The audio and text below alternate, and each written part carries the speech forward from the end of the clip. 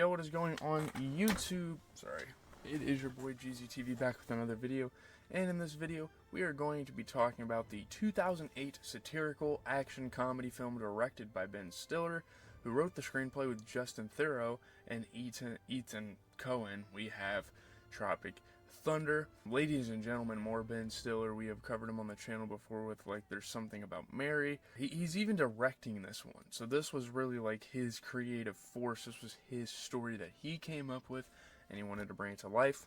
You also get Robert Downey Jr., who we're kind of talking about on the channel for the first time, who portrayed Iron Man, of course my favorite superhero of all time. Jack Black is a legend. Obviously your boy Tom Cruise returns to the channel, and many others. There are so many people that were involved.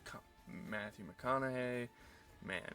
The cast for this movie was great, and it featured almost like everyone in unorthodox roles, which was kind of like the interesting situation with this one. Iron Man turns into a black man. Ben Stiller is a complete idiot, even when he isn't acting as one. Tom Cruise is a sailor's mouth. So with that being said, let's get straight into it. So starting with the premise, this movie follows a group of A-list Hollywood actors who are shooting a war film. This is about to get really confusing. So Robert Downey Jr. plays actor Kirk Lazarus, who gets turned into a black man literally in the film, within the film, and plays an African-American soldier.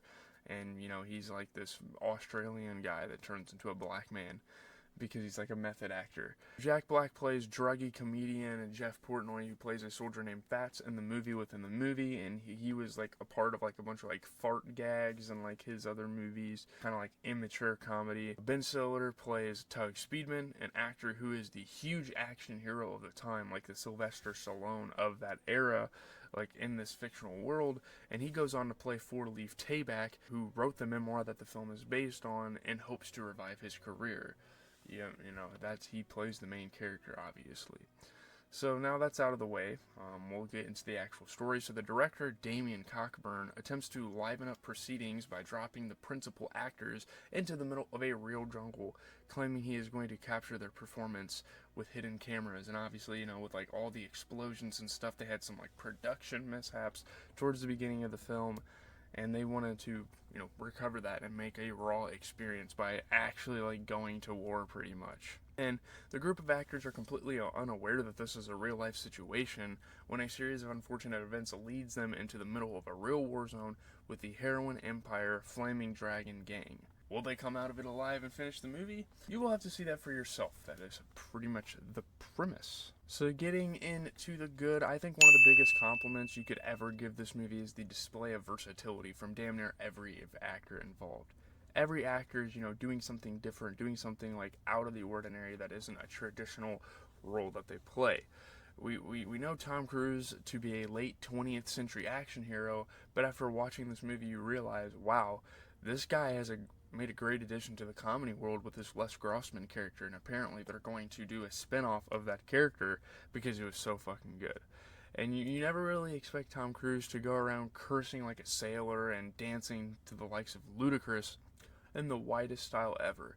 He's awesome, man. It's just so impressive how seamless he transitions into kind of a role like this, how he just seamlessly transitions into the comedy world. I think he was amazing in this movie. And this is Les Grossman. Who is this? This is Flaming Dragon! Oh, okay. Flaming Dragon. Fuckface. First, take a big step back and literally fuck your own face! Also, as controversial as Robert Downey Jr. is in blackface, A, that is the whole point of it, and that's like what they were kind of making fun of, and B, everything Robert Downey Jr. does for this film, he excels at. You know, he goes into all sorts of different characters. He's like this Australian actor, you know, so dedicated to his job that he just fully turns into a black man. And, you know, like, he speaks to the Flaming Dragon Gang with, like, such fluency in the language. He kind of turns into, it's so funny, you know, though he's a method actor. He acts out these different characters, and he does it with dedication. So that was kind of like the whole shtick. That was the whole gig for Robert Downey Jr. there. You know what? Fuck that, man. I'm sick of this koala hugging nigga telling me some...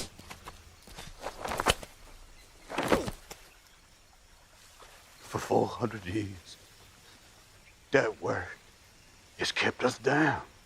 And, you know, displays of acting skills from Robert Downey Jr. in this movie really shows he is one of the most talented actors of the 21st century. Getting to Jack Black, like, as immature as his character was, that humor played its own role in this film, which I liked, and it had kind of a satirical nature to it, which is obviously like the whole point of the movie. Overall, the humor in this movie also is just great. The fake commercials, the exaggerated violence, a little Asian boy shanking Ben Stiller's character, and then him like throwing him off his shoulders. It's fucking hilarious. And while being hilarious, it plays into a lot of Hollywood tropes. It has kind of like a commentary behind it. It has a message behind it. All sorts of messages. It crams a lot in less than, you know, it's like an hour 45 experience, and it crams a lot in that time. And I love the lingo and the dialogue as well. You know, the military talk is exaggerated. It's fucking hilarious. That's kind of another element of humor that they include in this thing. Listen, you cherry fuck! You call in that snake and Nate and get us some bum now! Overall, also, I mean, if you want to watch a movie with friends, this is the one to watch. It is a fun journey. It's a fucking adventure. Do I feel bad for laughing at exaggerated retardation and Ebonics? No, because I don't give a fuck. I could get into the bad and say, oh, this movie's so offensive and just be fucking PC as shit. But I don't care. 16 years later, and who cares? It's funny. It's a funny movie. Brandon Jackson as Al Pacino was subtle, but there's some funny moments to his character as well. Cue the scene. What's the name? Lance. Listen here, Lance. Lance? What the fuck did I just hear, Lance? Did you say Lance? No. That sounded like Lance. No, I said Nance. That's So, getting into the bad, there's nothing bad about this movie. I feel like as a satirical comedy, it is absolutely flawless. Like, what do you really want me to say about a movie like this? They just do everything right. They do what they're supposed to with a movie like this. It's great. Ben Stiller is fucking amazing. And for him to just, you know, I'm just going to continue to praise this movie. So Ben Stiller takes on kind of like the Eddie Murphy Coming to America standpoint, where he is like the creative force while being the lead role. It's fucking great. It was so cool.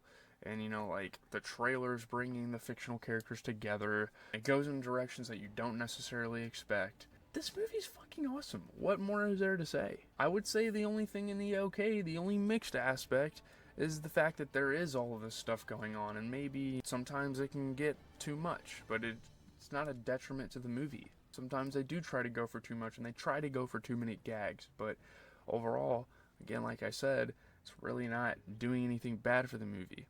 You know, casting all of these interesting characters can sometimes be too overwhelming, but that can be interpreted as a good thing. So there you go. If you want to say that having too many Hollywood actors and having too many good characters in a movie is an okay thing, which I'm probably going to say myself because I'm going to be honest, it was hard to focus at times, take that as you will. Man, and to think that this was a DreamWorks film and it was coming out in the summer and all that stuff, it makes it so much better. You know, when you're given the context of a movie like this, it's awesome. I know this video is not that long. I'm just gonna kind of leave this here though. So getting into the review, it is tier list time, baby. Pull it up. And for as goofy, satirical, and sometimes over the top this movie is, it's fucking great.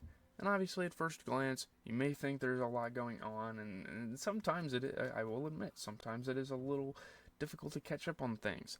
But once you really get acclimated to the movie and understand the humorous moments that really consume this movie like 100%, like there's not a moment in the movie that's not funny, it's awesome. And you really get to appreciate what Ben Stiller was going for. And, you know, playing on all these tropes, there's so many things that were referenced in this movie. Some of the realizations, the callbacks, and like you as a viewer, you just get these light bulb moments, and you realize what the movie is. It's a great experience. I recommend everyone goes through this at least once. I think this is a phenomenal movie. One of the better comedies we have seen on the channel, 100%. I would say it's up there with the likes of Happy Gilmore, Dumb and Dumber. This is awesome, man. It's conscious, satirical comedy done to a T. I'm gonna give it a 9 out of 10. That's really going to do it though, boys. I'm out. Obviously, we still have to watch Top Gun Maverick to kind of complete that little franchise I got going on there. It's so crazy to think this movie came out in 2008. This is a movie you would think would come out alongside all of those amazing late 90s, early 2000s comedy movies. But it does so much. I think this movie's great. I want to watch it over and over and over again. There's nothing bad about it. It is a flawless movie. Obviously, not everything is done to the highest level, so that's why it's not a perfect score, but obviously coming up, we're going to be reviewing Vultures 2, which just dropped last week. I will be doing that this Friday. Couldn't do it, obviously, while I was in Chicago. So, all that stuff, boys, I'm out.